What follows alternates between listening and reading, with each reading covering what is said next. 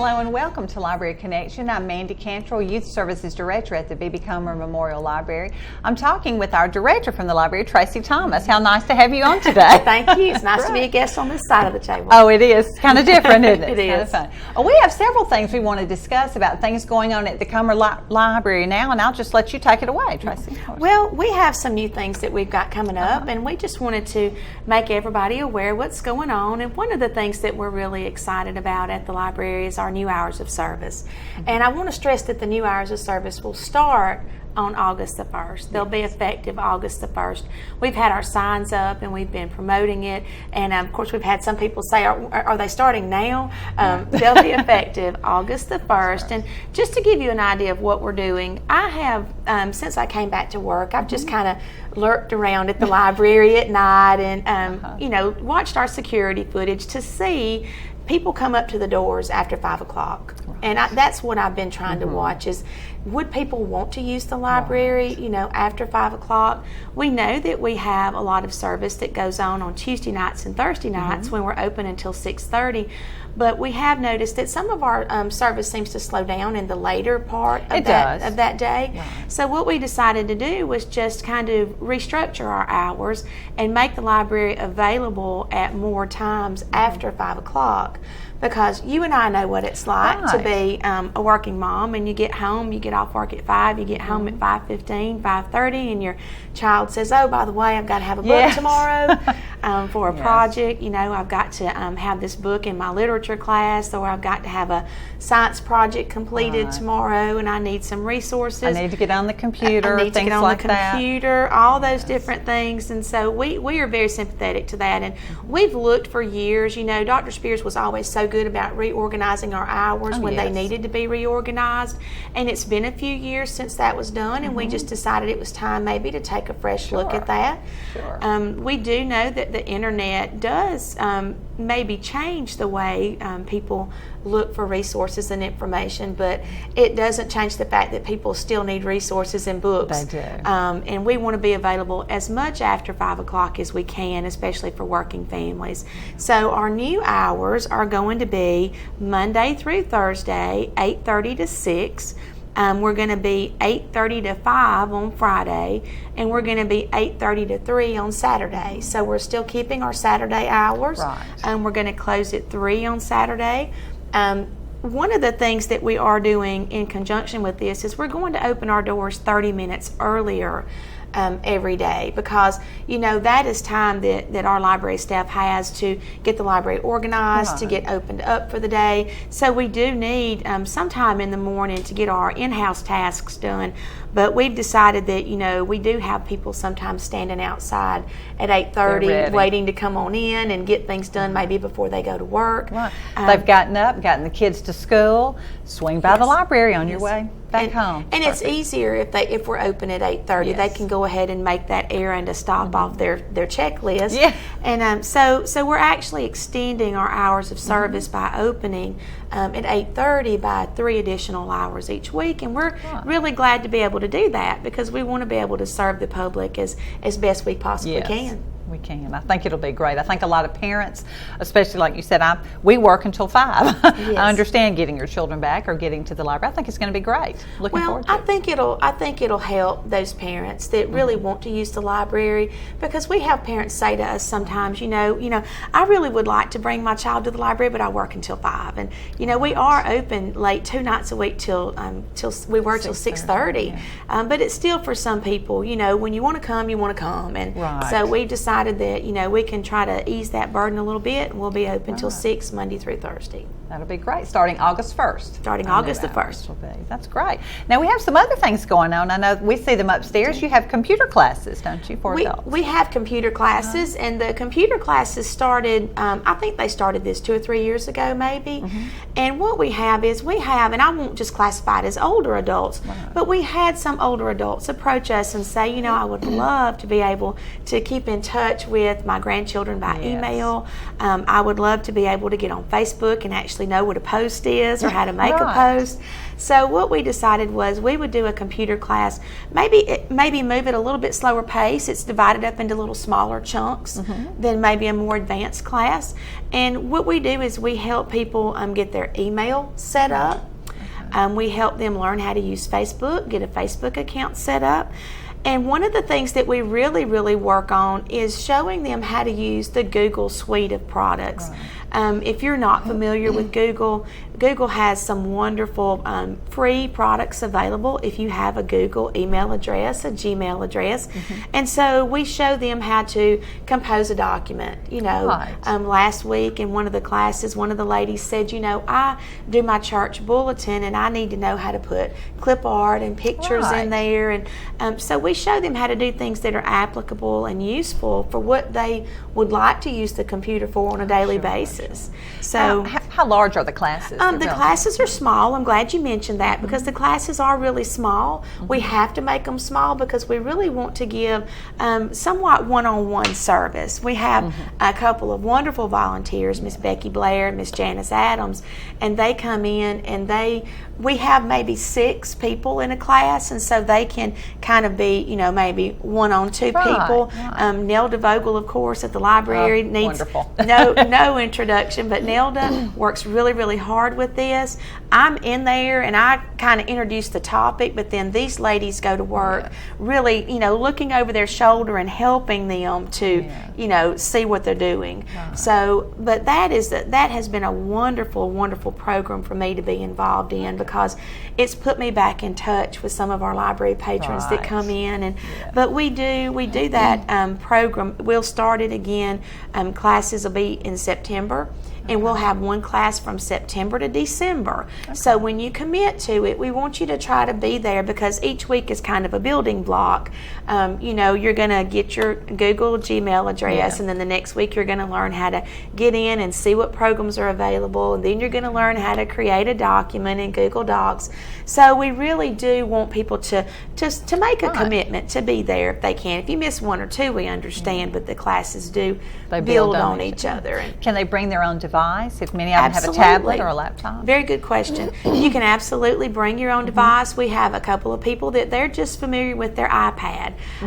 So we certainly welcome you to do that, but you need to call the library and register for this because like I said, the class is small and we will cut that off when we get to about 6 to 8 people signed up for it. So it's just a fun time. We learn a lot from working with people because sometimes we take for granted that maybe somebody already knows how to use the mouse or that they understand the terminology we're talking about. So when we do these classes and we realize we need to explain this better, it helps us when we're working with the general public in the computer center. It does. Is there a charge for these classes? Nope.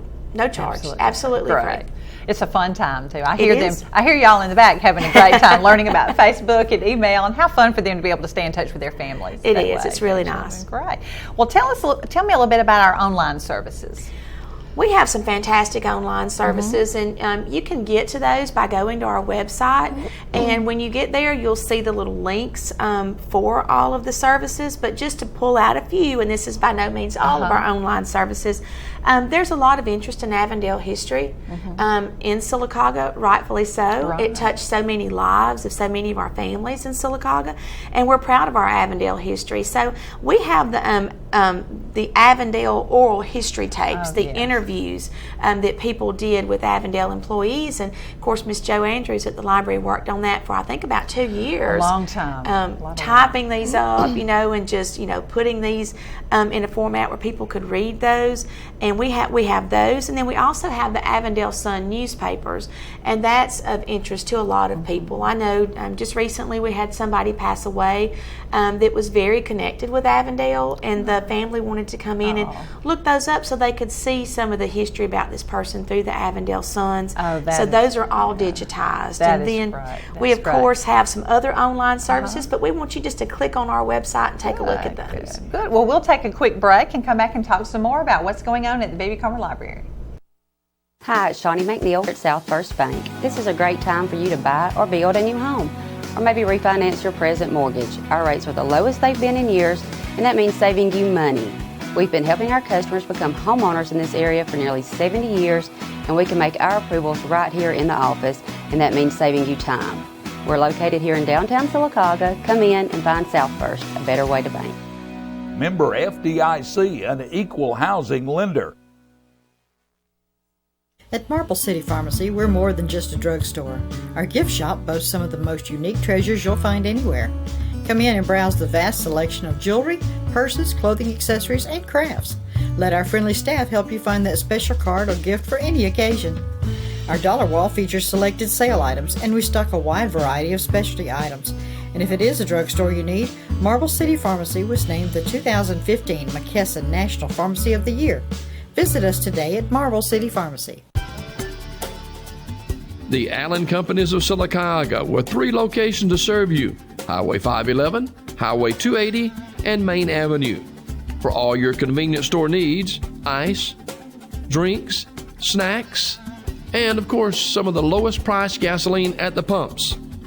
It's the Allen Companies of Sylacauga. Highway 511, Highway 280, and Main Avenue. It's the Allen Company convenience stores. Hello and welcome back to Library Connection. I've been talking with Tracey Thomas, our director at the B.B. Comer Library. We've been talking a lot about things going on at the library, and right now we want to talk about one of the main things we have, and when we have a lot of resources, we have computers, we have all that, but we also have books, and those are very big. So talk a little bit about, Tracey, I working upstairs with children, I know why reading is important to children. I think we all know that, all that it helps them become. But what about with adults? Why is reading still beneficial for as we become adults? Well, we all know that reading for kids is beneficial because it helps stimulate the brain synapses, and that's a whole program for another day. But it helps to build the electrical currents, the electrical connections in the brain. And so for adults, it also provides mental stimulation. Okay. And you know, there are some research pieces out there that say that reading, and even things as simple as working games, working puzzles, those kinds of things help to maybe hold off the effects of Alzheimer's, dementia. And you know, I have a 92-year-old grandfather that has sat at the kitchen table and worked crossword puzzles and done find-a-word puzzles for years. And so I'm a firm believer that has one of the things that's kept his mind sharp for as long as it did. Stress reduction, who doesn't like to go sit in a swing with a book and a glass of tea on this hot Alabama day and read a book? But you know, when you read, it distracts you. And so if you've got all these other issues, other problems, things going on, reading a book is a great distraction. So it's a great way to reduce stress. One of the things somebody said one time was nobody can ever take your knowledge away from you. You know, you might lose things in your life, but you can never lose your knowledge. And that's one of the things that reading helps to give you. Vocabulary expansion. I just get amused sometimes when I get on social media and I read things that people put. It helps your vocabulary when you're a reader, and it makes you more articulate. And especially if you're somebody that's in the work world, it gives you self-confidence when you know that you can go in and speak to a supervisor, speak to your coworkers, and be able to articulate, you know, what it is you need them to know. A little more confident. And you know, memory improvement is another thing that reading helps so much, because if you think about it, when you read, you have to remember the characters, you have to remember the plot line, you have to remember names. So there's a lot of things that you have to do when you read, and you're not even aware of it. You're consciously remembering things and putting details together, and so that leads into the next one, which is stronger analytical thinking skills. You have to put your critical and analytical thinking to work when you read a storyline, because you have to analyze details. And some people say, well, when I read a mystery, you know, I already know right off the bat, you know, who did it. I've already thought it through, what's going to happen. And, you know, people, you know, are the characters properly developed? Is the book confusing? So it really does make you think when you read a book. You know, our attention is drawn in so many different directions, especially with the internet. And the internet has, you know, bells and whistles, buttons, blinking lights, and books don't have that. And so, especially for somebody like me that has some, you know, ADD tendencies, it's nice to have something to sit and to focus on, you know, when you're reading. Of course, it also improves your writing skills. We've seen that. And again, if you get on social media, it's easy to point out maybe people that could use some books to read. Because there are a lot of things out there, and you think, I have better writing skills because I'm a reader, and I'm so thankful for that. And then it's just free entertainment, and of course we want to encourage everybody to use the public library for that. It's great if you like to buy your own books and mark your pages and highlight. Yes. That's great, and we encourage that. But we also encourage to do the budget-friendly way, which is to come to the library and use our resources, because we work real hard to develop a collection of books that mirrors what our community believes in. So wonderful. Talk with your friends, find out what they're reading. Exactly. So it might be something you like to read. Now that you're retired, have a little more time. I mean, I know retired people are very busy. I'm not saying that, but you're not raising children. Maybe you're not working a full-time job. Have a little bit more time to relax and read some things you want to read. That's right. So, and if you don't know what to read, we can certainly help you with that. Give you some good books to read. Yes. Well, great. Well, we're going to come back in just a few minutes and talk about some of those new books that they might be wanting to read. Hi, it's Shawnee McNeil at South First Bank. This is a great time for you to buy or build a new home, or maybe refinance your present mortgage. Our rates are the lowest they've been in years, and that means saving you money. We've been helping our customers become homeowners in this area for nearly 70 years, and we can make our approvals right here in the office, and that means saving you time. We're located here in downtown Sylacauga. Come in and find South First, a better way to bank. Member FDIC, an equal housing lender. At Fort Williams Pharmacy, you won't find motor oil, garden hoses, or mountain climbing gear. No, they don't have that. What they do have is a professional, friendly staff that understands your needs. Filling prescriptions is their primary business, and they take it seriously. They also have a drive-through window for your convenience and free local delivery. Most of all, Fort Williams Pharmacy knows your time is valuable, so when it's time to fill your prescriptions, you need it done fast, friendly, and accurately. Fort Williams Pharmacy, our family, caring for your family. Coosa Valley Medical Center, one of the top 10 hospitals in Alabama, is also Sylacauga's largest employer. Services from the emergency room to surgery to cancer treatment to post-stroke care. You won't believe what's right in your backyard. It's Coosa Valley Medical Center in Sylacauga. So, if you're sick in Alabama, choose one of the top 10 hospitals in Alabama. That is Coosa Valley Medical Center. Hello and welcome back to Library Connection. I'm Mandy Cantrell. I'm talking with our director at the library, Tracey Thomas. We've been talking about a lot of different services at the library, a lot of things going on, and now we're going to talk about books, new books. Of course, you've got a whole stack there. Tracey, tell us about some of those. I will. We always bring too many. We'll probably That's not okay. get through all of these, but I wanted to bring a few just to show that that just caught my attention as they were coming in and I was browsing the shelves. This one is called Oh Great One, a little story about the awesome power of recognition, and it's by David Novak. And I don't know, when I started reading this, I thought about the movie Tommy Boy, because this is a story about Jeff Johnson, and he finds himself as a third-generation CEO of his family's toy company, and it's the Happy Face Toy Company.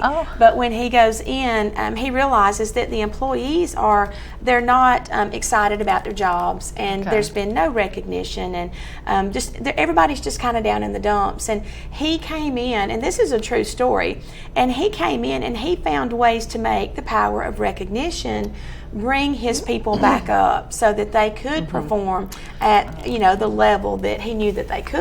That's great. And what I like about this is it is a nonfiction story. It's true, but at the end he has these 10 guiding principles for inspiring, and it's things like people won't care about you if you don't care about them.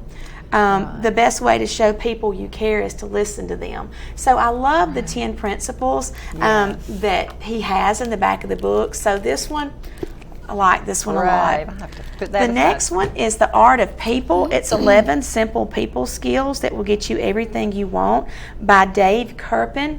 And one of the things in this book that I liked is this book is kind of a modern day how to win friends and influence people. If you've ever done the Dale Carnegie course, then you likely read that book. It's not an in-depth book. It's a pretty quick read. I know some people don't like to get bogged down. So this one is pretty easy to get through. But he has something in here that he talks about his fast facts. And one of his fast facts that he talks about is when you go into a meeting and somebody offers you hospitality. say they offer you something to drink, they offer you a beverage, then that you should always take that. And people say, oh, no, that's okay, I don't want anything. Right. And he said that is a way to break the ice and make people at ease with you because you've accepted their hospitality. So the things in this book that he suggests to do are easy things that we can all do. We can start today doing these things. It doesn't require an investment of money or those kinds of things to do some of the things that he suggests. This is good for all of us. It's good for all of us. The career code, must know rules for a strategic, stylish, and self-made career. This book is by Hillary Kerr and Catherine Power, and it is geared toward female employees, female executives, but it has things in here that are applicable to anybody, like common mistakes that people make on their resumes. So this is a good book, and you can tell I've kind of got a theme here. A lot of these are things that would help you with careers, with jobs. Another little, they're not really a set, but they're by the same authors, and the authors are Patterson, Granny, McMillan, and Switzler. And the first one is Crucial Conversations. I've heard of this book. This book is really good, and it was recommended to me by someone, another administrator, and she said, you know, before you sit down to talk to anybody about anything, especially if it's a difficult conversation, read this book because it'll help you be able to take any topic, whether it's good or bad, and be able to talk about it. That's a difficult thing for anyone to do, have, you know, those crucial conversations. It is. And also by the same authors. This one is The Influencer, The New Science of Leading Change. And then this one, let me move my sticky notes here, is Crucial Accountability. And these tie along with that. But one of the points that's made in these books, it's that sometimes it's not what you do that makes the problem worse. It's not doing anything that makes the problem you're trying to deal with worse. So I was very inspired reading through those, and I think they would be good for anybody to read, whether you're leading a company or whether you're just trying to be somebody that has better relationships with people. Any age. Any age. And then kind of shifting gears again, This Life I Live, this is the Rory Feek book. It's his story about him and his wife Joey, and of course, you know, she had cancer, and this is his journey through cancer, and he calls it The Long Goodbye. And this book is really good. It's not just a story about cancer, it's about how he survived it, even though she did not. And it's just a very good inspirational book. And the movie has been on TV. So I know a lot of people have been interested in that because of the movie being out. One that kind of hits close to home that I thought, you know, I have to show this because sometimes we have things in our own backyard that people are not aware of how wonderful they are. And this book is called Where the Miracle Continues. And this is the Mariana Green Henry, the Equestrian Center associated with AIDB right here in Talladega. And these are little short stories about some of the kids, written by some of the volunteers that work there and about the experiences that they've had there. This is such a good book. It makes you want to get up and go volunteer somewhere when you read it. And I drive by that all the time, by the Equestrian Center. I know, and you always wonder, you know, what all do they do there? And this book just has some really good short stories, so it would be a good read for somebody that doesn't necessarily like to get bogged down in a long novel. The Games Do Count, America's Best and Brightest on the Power of Sports by Brian Kilmeade. And I'll be honest, I'm not a big sports person. I don't think I would pick up a sports biography and read it. If you asked me to read the history of, you know, baseball, I couldn't do it. But this book caught my attention because it is short stories as well, written by popular people, famous people that we know, and it tells about how sports influence their life. And so as I was reading through some of the stories, there's a story in there about Condoleezza Rice and how ice skating helped her, because she said, you know, that she was an ice skater. I didn't know that. I did not either. And she said that she was an ice skater and how she always got so nervous when she would go out on the ice in big events, but that the first time she had to deliver a speech, it was like to 30,000 people at this event. She said that it calmed her because she thought about those ice skating events and what it was like to go out there and be in front of people. And then another person in this book that caught my attention was Robert Shapiro. because we know him as the O.J. Simpson lawyer. Yes. And that's really the only persona that we have of him. And so when I read through this, he talks about boxing and that he was a small person and that, people didn't think boxing would be for him, but he had an opportunity to get involved. He got involved, he became a boxer, and that it gave him the desire to be a better lawyer because he would be fighting for people in court. Wow. So I really liked that book, and the thing that went through my mind as I was reading it was how wonderful maybe for a coach to take this book and be able to translate real life stories into reasons why kids might want to be a better athlete or to put their heart into it. Oh, yes. What great stories to inspire you to really lead children. To really lead. Yeah. Now, the next one I'm going to attempt to show a picture in. I don't know how well that's going to come across, but this is Portraits of Courage. It's a Commander-in-Chief's tribute to America's Warriors, and it's by George W. Bush. And this one has been seen quite a bit on the morning news shows, that kind of thing. But here's one of the portraits that he painted. And he talked about in the book how after he left the office, he knew he wanted to do things that continued to help our warriors. And he was very vested in their lives. And he tells little short stories about some of our warriors, our wounded warriors. And he points out that the wounds are not always physical. There are a lot of our warriors that have mental, emotional wounds. So he addresses all of that in this book. And he talks about one person in particular who he was in a receiving line one day, and the man's parents came through the line and said, our son is in the hospital, and we would love it maybe if you would just think about him, remember him in your prayers. And he said he couldn't stop thinking about this guy, Scott Lilly, and so he went to the hospital to visit him. And when he met him, when he saw his wounds, he stayed in his mind, and he wanted to do something. He wanted to paint him. And so he actually still has a relationship with the people that are in this book. So it's a great read. And the painting is so personal to him. He's gotten to know these people, so it's more than just it's more than just a picture. Yes. It's there's the whole heart story. put into every one of those, and you can tell great. that when you look at them. I wanted to show my last two books. I wanted to quickly show. This one is Pearls of Great Price. This is by Joni Eareckson Tada, and a lot of people may know the Joni story. She was a teenager growing up, dove into a swimming pool, injured her neck, broke her neck, and she's been just an inspirational figure ever since then. And this is a 365-day devotional. And while this is not the kind of thing that you would check out and just take it home and just sit down and read it, it's intended to be used one per day for 365 days. Sometimes people come in and they want to look at the book before they buy it. And so I thought this is another example of how books are used. People just want to see what they're about. Last but not least, a home plans book. And people say, well, I use Pinterest. But when you're looking at home plans and you're comparing them, sometimes you want to flip the pages back and forth. And sometimes when you're using, and I'm a Pinterest user, so Pinterest is fantastic. But it's nice to have the book in front of you where you can actually flip back and forth instead of loading a page to go back and forth. There's a place for all of that, I think. And there's so much more we could talk about. Well, thank you for joining me today, Tracey. And we hope we'll see you at the library. Just keep in mind our new hours begin August 1st. We're very excited and hope you'll come in 8:30, and we're open a little bit later Monday through Thursday. Yes. Hope we'll see you at the library.